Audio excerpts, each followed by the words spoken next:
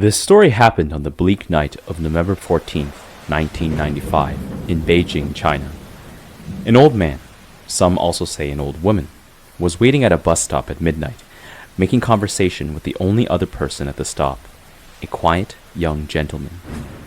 When the midnight bus 375, the last bus for Route 375 from Yuanminghuan bus terminus, finally came, they both boarded it. The old man took a seat near the front of the bus, while the young man sat a couple of rows behind him. There were no other passengers along with them, except for the driver and a female ticket collector.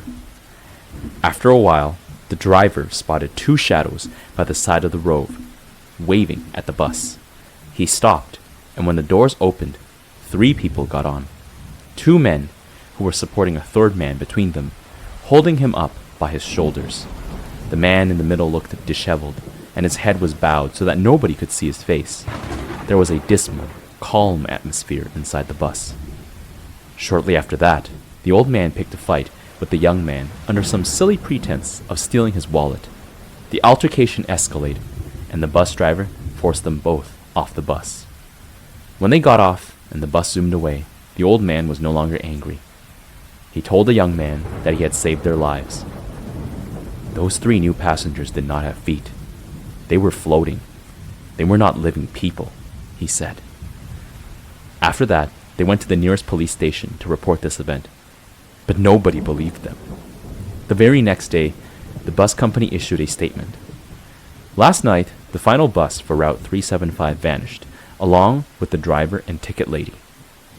The police immediately chased down the old man and the young man, who were initially assumed to be mentally ill when they tried to report the incident earlier. They were both interviewed on the news. On the 3rd day, the police discovered the missing bus in a water reservoir about 100 kilometers away from its destination, Xiangshan, or the so-called Fragrant Hills. Inside the bus, there were 3 badly decomposed corpses. The mysteries surrounding this find included: 1. The fact that the bus did not have enough petrol for it to keep going that far after a whole day's worth of travel. 2. The discovery that the petrol tank was filled with fresh blood instead of petrol. 3. The fact that the corpses were too decomposed for just 48 hours. Even if it was summer, the process of decomposition would not be this quick.